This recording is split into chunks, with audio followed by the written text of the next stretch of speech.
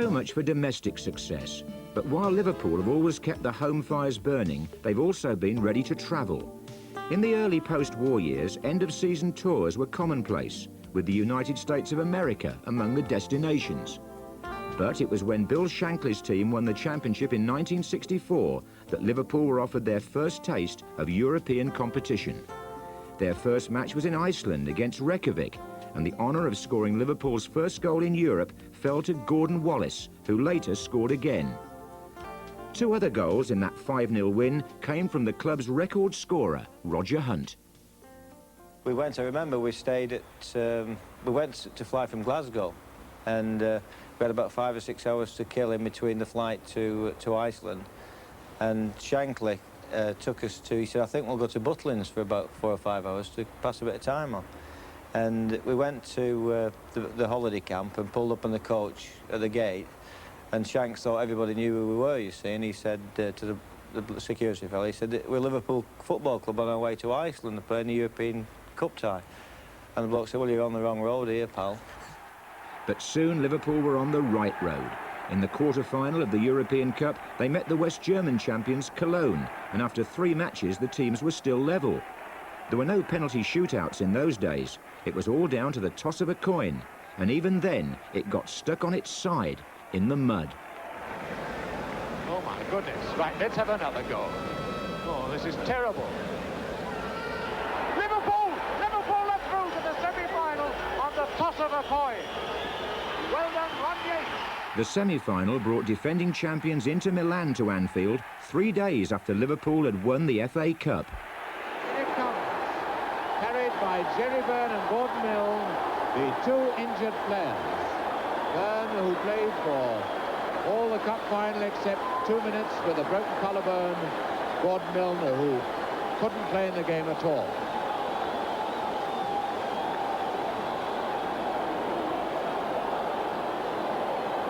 You'll think that reception's fantastic.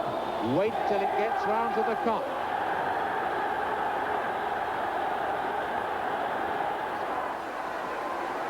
Strong. Here's number 7, Callaghan. Hunt, the goal. Great goal, a great goal by Hunt. Oh, Yates, what a bad mistake, and now the centre forward. Pero. Surely a goal, Mazzola. Yes. Tragic error by Ron Yates. Everyone back in defence now. Hunt. Go on, Callaghan. He's done it.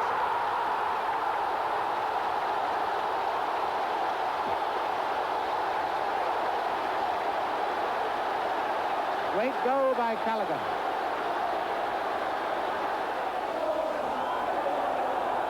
Now Lawler to Smith. Here's Lawler. I hit it, Lawler. He scored.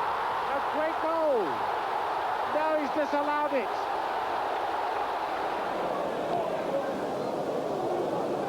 It's an intelligent ball by Thompson. And none of his men had broken clear. Now Smith, one of the first to break. Is Strong going on his right. Hunt is onside. Yes. A great save as St. John has scored. And that could put Liverpool in the final.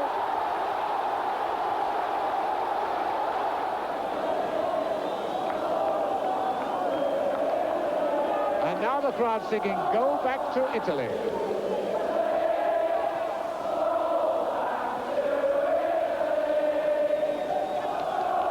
Well, I've never heard words like that to Santa Lucia before in my life.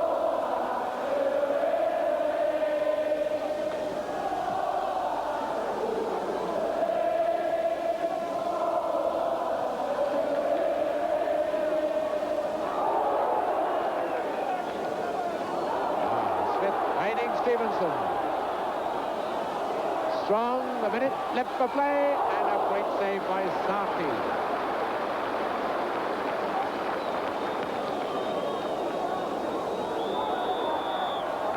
And there goes the whistle, it's all over. Liverpool, that great and glorious performance, have established a 2-goal lead in the European Cup.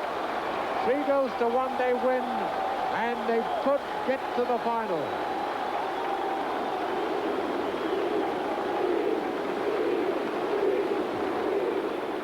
We beat Inter Milan on the Tuesday after we had won the cup at Anfield.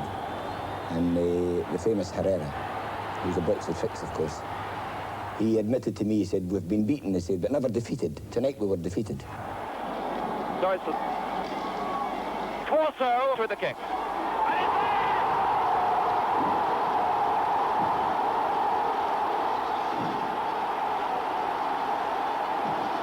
It's just like a volcano. Oh, dear Pedro! And have you ever seen a goal like that? Have you ever seen a goal like that? Vici to Mazzola, Mazzola inside to Ferro, his Pachetti, oh! That contentious 3-0 defeat meant Liverpool went out on a 4-3 aggregate and Inter went into the final. And really and truly, Inter Milan, who were a good team, they didn't play well. But I was told before the game that no matter what happened, we wouldn't win. The following season, Liverpool were in a European semi-final again, this time in the Cup Winners' Cup. Callaghan. After strong the goal. And the cripple has scored. So Liverpool were through to their first European final at Hampden Park, Glasgow. That was well read by Assad. Now held. Emmerich. And a beautiful goal by Hell. Borussia Dortmund tackle as hard and as accurately and as keenly as any English side. This is number 11, Thompson. The linesman is flagged. The linesman is flagged. The referee's got the goal. And the linesman's put his flag down. That's the dangerous one. A goal! Oh, it's a goal by Lee Buda. It's a goal by Lee Buda. Liverpool still had a few lessons to learn in Europe. In thick fog in Amsterdam, they lost 5-1 to the Dutch champions Ajax, inspired by Johan Cruyff. Liverpool were 4-0 down at half-time. But soon the top European teams were matched and overpowered, like Bayern Munich, for instance. Evans. 1-0. And this West German defence under constant pressure. Lawler, Evans! Root in trouble, Hughes. Evans! 3 goals tonight for Alan Evans. Liverpool lead by 3 goals to 0. Liverpool's first European trophy came in 1973. Tosha, Keegan, 1-0. Hughes. Hooks. Koshak. Keegan. 2-0.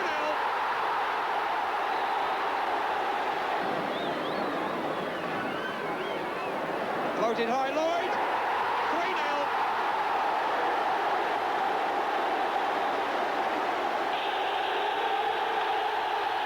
A supreme save by Clements. Clement's penalty save proved vital. 3-0 winners at Anfield, Liverpool lost 2-0 in Germany, but won the UEFA Cup on aggregate. In the Cup Winners' Cup in 1974, Liverpool ran up their record score when they beat Norwegian opponents 11-0. The following season, in the UEFA Cup again, they beat Barcelona with a John Toshak goal in the Nou Camp Stadium in the semi-final. In the final, Liverpool beat Bruges 3-2 at Anfield and took that slender lead to Belgium for the second leg. But by now, Kevin Keegan was the man for the big occasion. Keegan, he's done it. That tore its way through. So Liverpool won the UEFA Cup for the second time. Now they wanted the big prize, the Champions Cup. Who will ever forget the magnificent comeback against Saint-Étienne in the quarter-final? Bergkamp!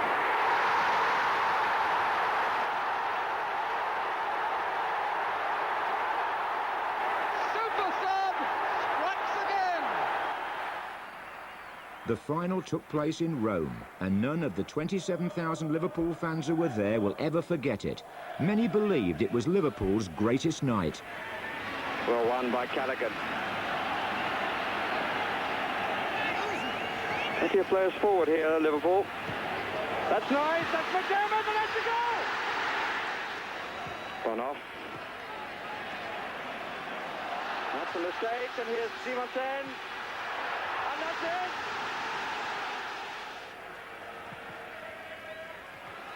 Oh yes! And what a delighted scorer! It's Tommy Smith! Look at it again! Oh, what an end to a career! Tommy Smith sends the Liverpool crowd into total delight. Keegan. Foul, but he's going on. And what about it? Yes! It deserved it because it was such a good run. He left folks who bittered him, and bit too hard, and it's a penalty. Neil against tonight. And with such simplicity, the European Cup surely is won. Side foot, just inside the left-hand post from the kicker's viewpoint. As Emlyn Hughes lifted the trophy, goal scorer Phil Neal savoured the moment. It's such a glorious trophy to win. I'm not saying our FA Cup isn't, but it's such a massive trophy that you think this means something. And to say, the first landing at Speak, having won it once, you knew it meant a lot to everybody in that lovely city. The following year, Liverpool won it again. Kenny Dalglish scored the winner at Wembley from a pass by Graham Souness. 3 years later, Liverpool were on their way to a third European Cup success. The little chip from McDermott, and what a lovely goal. The quarter-final was a personal crusade for Graham Souness. Souness, real chance, and it's there. And turned by Highway. 3 players to his right, he's picked out Souness, who picks out a beauty. Neil. Highway. 3 to come onto the angled one. Souness! Oh, I say! What a way to complete a hat-trick. He never saw it. In the semi-final against Bayern Munich, the Liverpool backroom staff, loyal men like Roy Evans and Tom Saunders, were checking their watches with 7 minutes to go in the second leg and still no score. Johnson, Kennedy is up, suddenly in space and onside and scores! Ray Kennedy has given Liverpool the lead. Suddenly, out of nothing, the skipper gets the goal, which changes the entire atmosphere.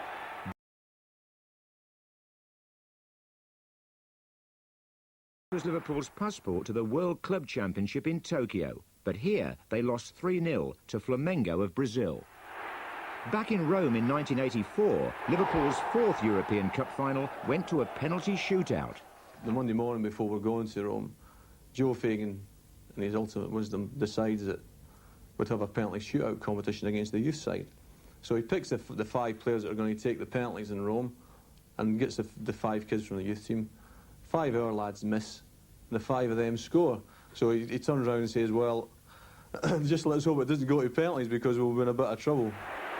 But the antics of Bruce Grobbelaar, who wobbled his spaghetti legs, broke the nerve of the Italians, 2 of whom missed.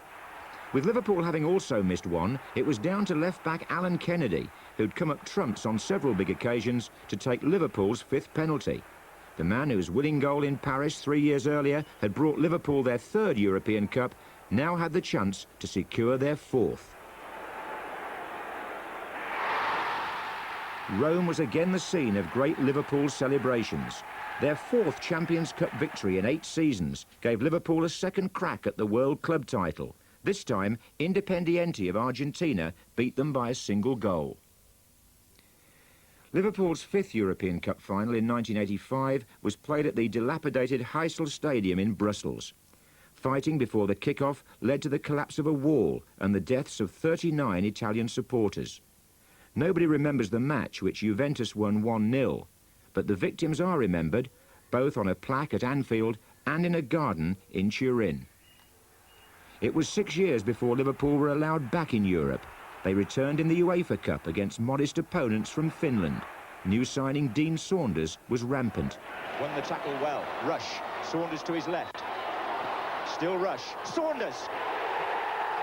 Liverpool's first goal back in Europe. And it's been scored by the most expensive player in the English game. Nickel in again. Oh, it's a good header by Houghton. It's a goal. Ray Houghton makes it 2-0. Burrows. Now McManaman in space. Saunders!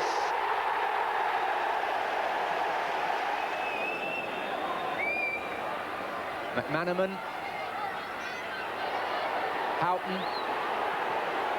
Saunders! And he scored a hat-trick on his European debut at club level. McManaman again. And he's in. Walters is there. Saunders! Oh, another one! It's all coming right now. Walters. Still Walters. Houghton's in there.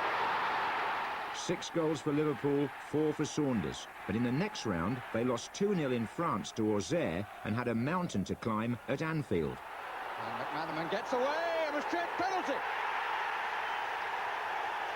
Mahe the challenge from behind. Mulby against Martini. And Liverpool lead. Cracking penalty. Curled right on top of the handbag in the corner of the net. Houghton. Mulby is square. And the return ball comes in for Houghton. And Marsh scores. Mulby. Walters. Scores! Shades of Saint-Etienne as Anfield drooled over a great comeback. Liverpool supporters were given most of the credit for that night by an elated Graham Souness. His team now beat Tyrol of Austria to qualify for the quarter-finals against Genoa.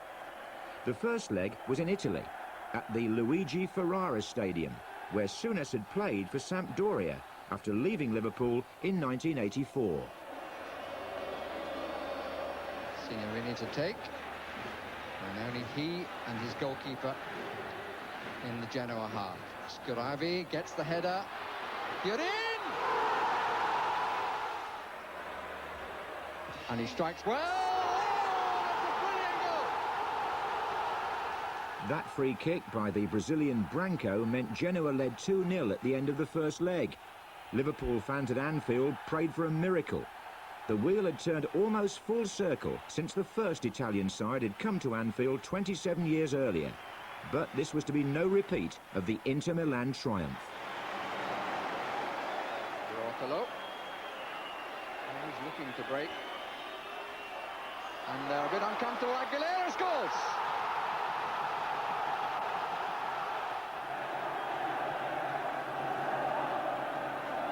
Barnes queuing up, and Rushy has changed the atmosphere at Anfield. That's nicely played. This is Iranio, Aguilera up alongside him. So Liverpool would have to wait a while to renew their European supremacy. Wing-half Tommy Leishman had the distinction of scoring Liverpool's first goal in the Football League Cup in 1960. But it was 1978 before Liverpool took the competition ultra seriously. They lost in a replayed final to Nottingham Forest, but were back at Wembley 3 years later. Alan Kennedy's post forward. There's Irwin. Bonds at the back. Martin only to Alan Kennedy, who puts it in! And Alan Kennedy, no! No, it's not going to count. It's not going to count. They're going over to the linesman. Is it going to count? Yes, it is going to count. And Alan Kennedy has scored with his right foot. Ray Stewart poised. Oh, magnificent save by Ray Clements. They all go to congratulate him. And he's kept the Football League Cup in Liverpool's hands.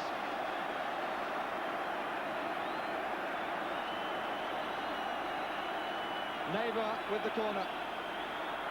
Alvin Martin hit the crossbar. Penalty. It was handled up by Terry McDermott. And so Ray Stewart, 6 of his 7 goals this season have come from the penalty spot, but none as important as this. And he puts it in. 1-1 at Wembley, a replay at Villa Park. Well, really a goal of West Ham's trademark. Their first attack after 9 minutes, and they're ahead.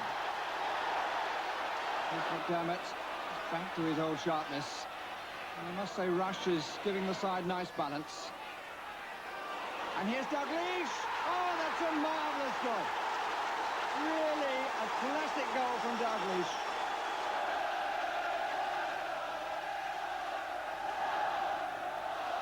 And in comes Hansen, and it's in, off Billy Bonds.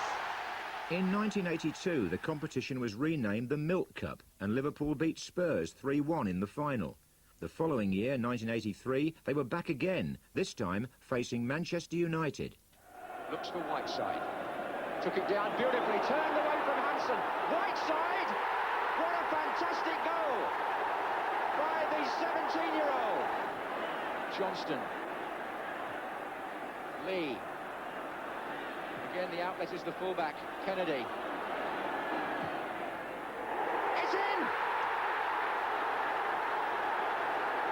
Here's Dalglish. Shot struck Macari. Kennedy. Whelan. And again, Whelan scored it! Brilliant goal! Ronnie Whelan, who got 2 last year against Spurs, has scored the second for Liverpool today. This man has won 19 major prizes, and he finishes up, quite rightly and properly, as a winner. And all Bob will say, I'm sure, is thanks to his players, and the championship is still to come. A fitting farewell for Paisley, but for his players it was circus time on the pitch, with the extrovert Grobbelaar playing the clown and the acrobat. 3 League Cup wins in a row, and soon it would be 4. In the 1984 final, Liverpool drew with Everton, the first all-Merseyside Wembley occasion. And in the replay at Main Road, the winning goal came from Graham Souness. After a gap of 3 years, Liverpool were now on the trail of what was the Littlewoods Cup. Walsh trying to hold it up for Rush. Came off Gary Stevens. Rush! Yes! It's the old story yet again. Rush. Mulby. That's a great ball. This is Steve McMahon. O'Leary coming across. He's left Rush. For 6 years, Liverpool had regarded Rush as a lucky omen. They'd never lost a match in which he'd scored. But now the sequence was broken. Arsenal came back to win 2-1. Rushy left for Juventus, but after a year, he was back. Liverpool's championship side of 1922 was the first to take part in the FA Charity Shield. They lost to Huddersfield Town, the FA Cup holders. But in 1964 and 65, Liverpool shared the honours with West Ham and Manchester United, respectively. 1966 was a very special year on Merseyside. Ron Yates and Brian LeBone carried the 2 major domestic trophies round Goodison, while Liverpool's Roger Hunt and Everton's Ray Wilson came out with the World Cup. Hunt scored the only goal in Liverpool's 1-0 win. It was the first time the club had won the Charity Shield outright. Bill Shankly led Liverpool for the last time when the Charity Shield moved to Wembley in 1974. Brian Clough was briefly the manager of champions Leeds, Don Revie having taken the England seat. But the occasion turned sour. Kevin Keegan was sent off for fighting and later received a long suspension, together with his sparring partner, the Leeds and Scotland captain, Billy Bremner. But the game ended on a lighter note. The 2 goalkeepers came face to face in the penalty shootout. Charity Shield match in which Pat Jennings scored against Alex Stepney. But that was in the normal 90 minutes and from a goal kick, from a clearance.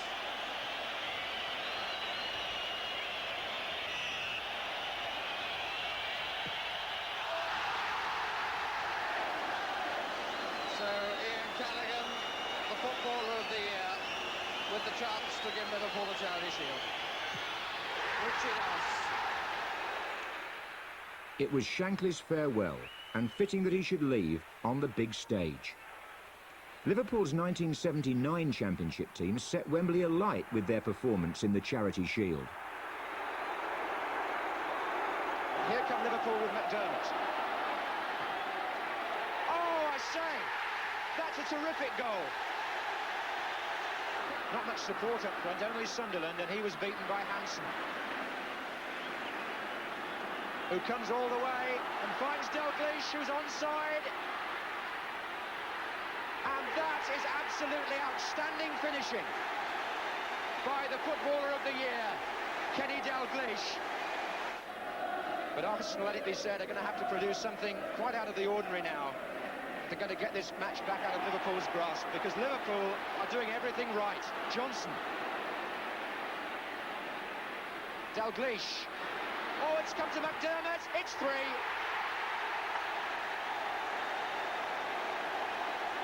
This is absolutely magnificent stuff from Liverpool. And Wembley in the August sunshine was becoming part of Liverpool's season. They twice played neighbours Everton in the Charity Shield during the 80s. And in 1988 at Wembley, Liverpool had the chance to avenge their FA Cup final defeat a few weeks earlier by Wimbledon. Fashanu! Oh, it's a goal for Wimbledon. Forward by Whelan. Lovely running by McMahon, and Tracy. He's learned a few tricks from Besant, but Barnes can get it back in, and Aldridge has scored for Liverpool. Beardsley's touch, nicely done. That's the combination between Beardsley and Barnes here. There are 2 waiting across, Aldridge and Houghton. Still Barnes. Aldridge. Yes, that will do nicely.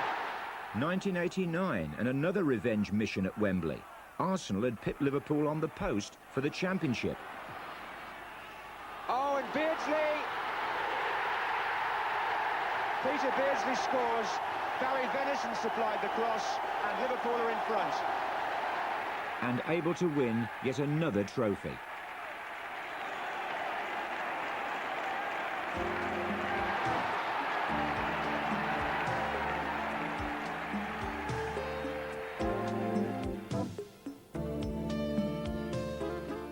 Anfield itself has changed dramatically over those 100 years. The redevelopment of the Kemlyn Road stand, with a new tier including executive boxes and restaurants, was completed in 1992. How palatial compared to the Spartan facilities in the early part of the century. Even the Kop was uncovered in those days, from 1906 when it was built until 1928 when it was extended under a new roof to house up to 30,000. It's here, from supporters down the years, that the heartbeat of Liverpool Football Club can truly be found.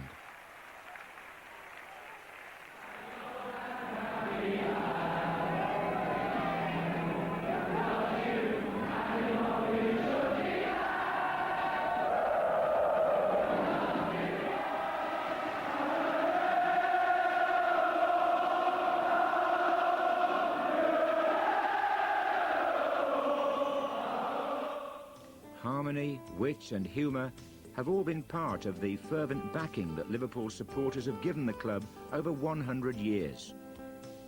The development of Liverpool Football Club in that time has included floodlights and the building of new stands at Anfield with royal guests on parade. But most of all, Liverpool are about winning competitions and trophies. The next 100 years will hopefully be just as successful.